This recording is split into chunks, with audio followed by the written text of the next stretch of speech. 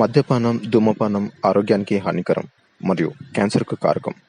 Cigarette smoking and alcohol consumption are injurious to health. It causes cancer.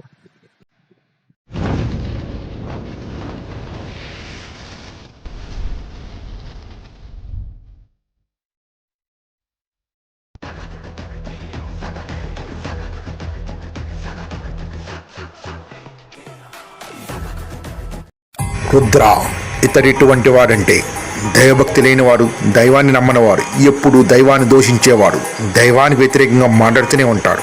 తన చుట్టుపక్కల ఏ గ్రామంలోనైనా ఎటువంటి దైవ కార్యక్రమం జరిగినా దాన్ని వ్యతిరేకిస్తూనే ఉంటాడు. గ్రామంలోకి ఎటువంటి సాధువులు వచ్చినా, 4 మంచి మాటలు చెప్పినా, దైవం గురించి చెప్పినా వారిని కొట్టి తరిమి ఆ ఊరి నుంచి పంపివేస్తాడు. అలాంటి మూర్ఖుడే ఈ రుద్ర.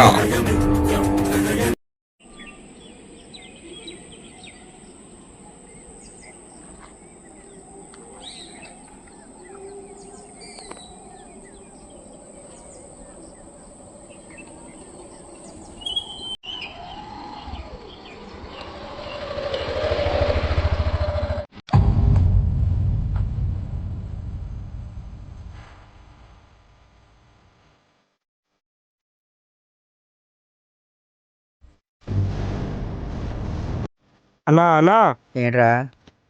అన్నా ఏంటన్నా ఇక్కడ కూర్చున్నావు తీరుబడిగా పొద్దున్నే? ఏముందిరా, పొద్దున్నే పనా పోట మొఖం కడుక్కుంటున్నాను.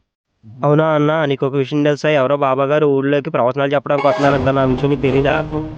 రా బాబా, మన ఊళ్ళోకి వచ్చే ధైర్యం చేసినాడు ఎవడాడు? ఏమో అన్నా, ఊళ్ళో జనాలంతా ఏడు దగ్గర ఉన్న స్వామివారి దగ్గరికి వెళ్తున్నారన్నా. మన రఘు శివ కూడా వెళ్తూ ఉన్నారన్నా వాళ్ళతో పాటు. చేయి, నేను మొహం కడుక్కొని వస్తాను. ఈలోగు ఆ బాబాగాడు ఎక్కడికి వెళ్ళకుండా ఆ పెద్ద గుట్ట మీద నువ్వు ఉండు, నేను వచ్చేస్తాను. అలాగే అన్నా.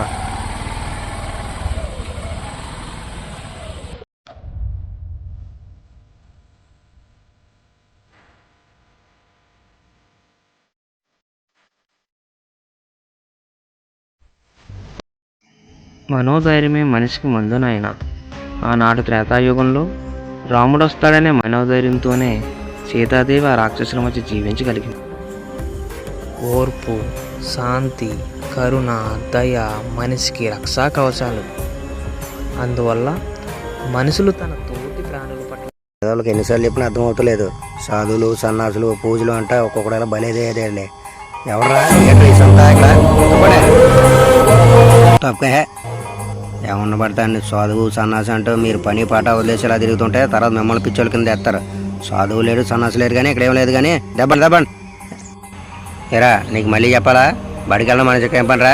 వెళ్ళి ఇరా, ఈ రుద్రాకి ఎదురు చెప్తావా? వెళ్ళా సోమలోరు కష్టపడడం చేత కాకుండా ఈ జనాన్ని మోసం చేసుకుని ఇలా బతికేస్తున్నావా?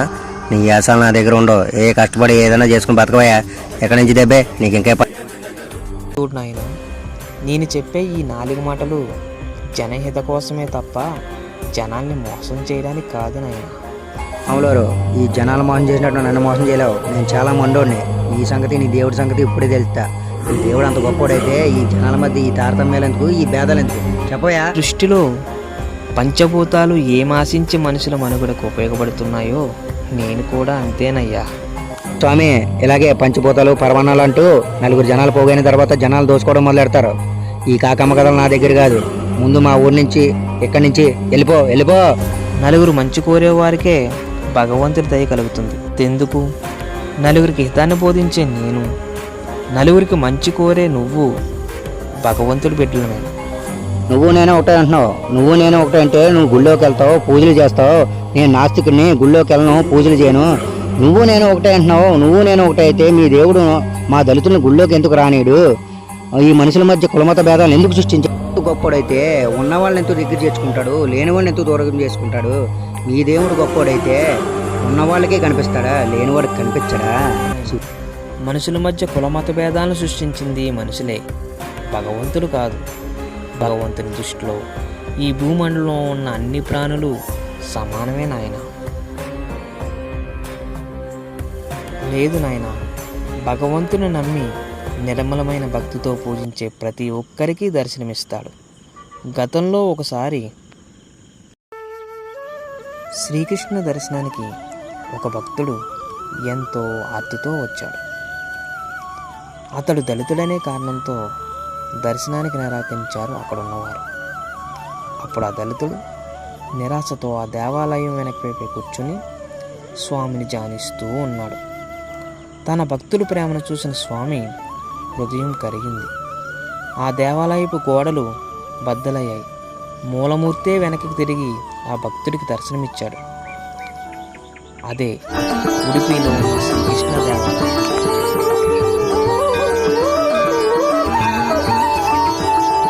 మరో భక్తుడు ఒకరోజు కోనేటి ఒడ్డున కూర్చుని స్వామి సౌందర్యాన్ని వర్ణిస్తూ పాటలు పాడుతున్నాడు.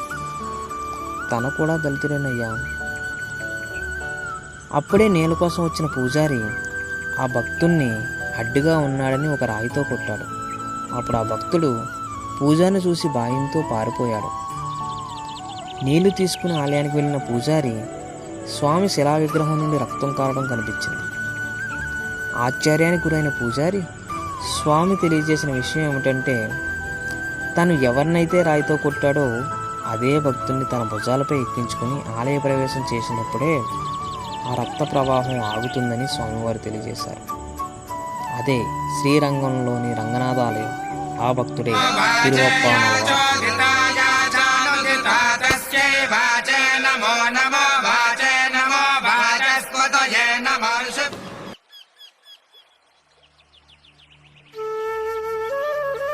ఒక భక్తుడున్నాడు.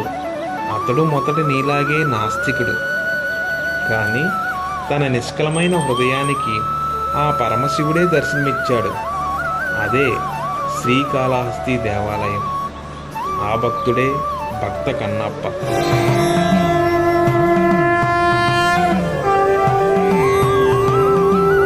ఏ క్షేత్రంలో సాలిపురుగు గజరాజు మోక్షం కలిగించింది. మనుషులకి కాదు, సమస్త జీవకోటికి స్వామివారి అనుగ్రహం ఎలా ఉంటుంది? ఒక కులానికో వర్గానికో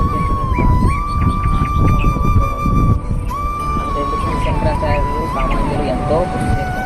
ఏమో స్వామి, అప్పుడెప్పుడో జరిగింది కాదు, ఇప్పుడు ఎప్పుడైనా ఉంటా చెప్పు, అప్పుడు నమ్ముతాను. నువ్వు చెప్పి అని ఒప్పుడు కూడా నాదే. ఏమోనయ్యా, నీకు అదృష్టం ఉంటే ఆ స్వామి దర్శనమిస్తారేమో.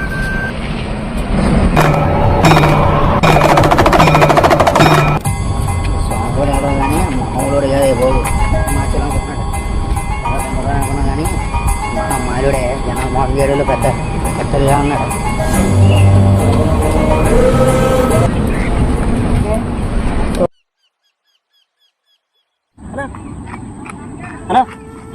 ఏంటన్నా ఎక్కడికి వెళ్ళిపోయారు నువ్వు? అన్నా నేనే అడిగి వెళ్ళిపోయాను. ఇప్పుడు దాకా స్వామీజీ గారిని చూడడం పెద్ద తిరుగుకొట్టు మీద నేను కాపలా కాస్తా ఉన్నాను కదా స్వామీజీ గారిని. ఏం మాట్లాడుతున్నాడు? ఇప్పుడే కదా స్వామీజీకి లెఫ్ట్ అండ్ రైట్ ఇచ్చి వచ్చాను. ఆ స్వామీజీ మంచి మామూలుడు కాదురా బాబు, నా బ్రెయిన్ తినేహాడు రా. అన్న ఏంటన్నా ఏం మాట్లాడుతున్నావు? నేను ఇప్పుడు దాకా కాసు వచ్చాను కదా స్వామీజీ గారి దగ్గర. వచ్చారా మీద ఆడున్నారు చంపేబడతా ఇప్పుడు దాకా నేను కాసాను కదా స్వామీజీ గారిని. ఏం చెప్తున్నావు? ఏం మాట్లాడుతున్నావు? ఇప్పుడు నేను లెఫ్ట్ అండ్ రైట్ ఇచ్చి వచ్చాను స్వామి గారి. ఏం మాట్లాడుతున్నావు? నాకు ఏం అర్థం కావట్లేదు అన్న. నువ్వు ఇప్పుడు నువ్వు ఇప్పుడే చింటూ నీకు చింటుగా ఉప్పుడే చేస్తాను.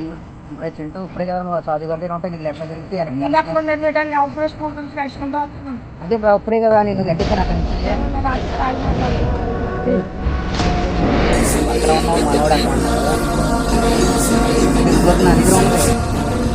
ఏం మాట్లాడుతున్నావు? ఏమైందన్నా?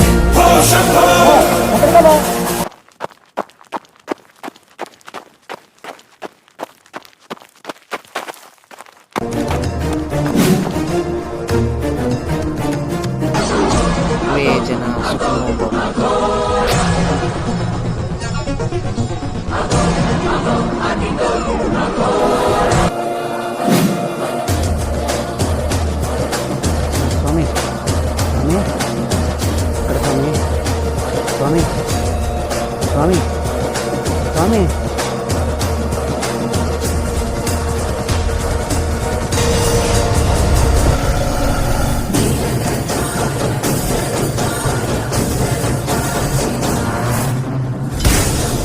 స్వామి స్వామి నిన్ను నమ్మని భక్తులు కూడా నువ్వు దర్శనమిస్తావా స్వామి? నన్ను క్షమించు స్వామి, నువ్వు లేవని నేను ఎదిరించాను స్వామి. ఇప్పుడే వస్తున్నాను స్వామి, నీ దర్శనానికి ఇప్పుడే వస్తున్నాను స్వామి.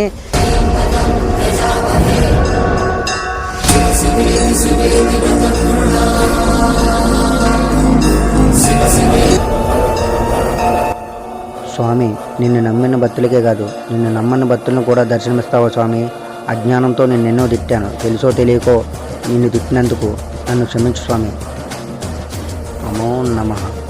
హర హర మహాదేవ. శంభో శంకర్.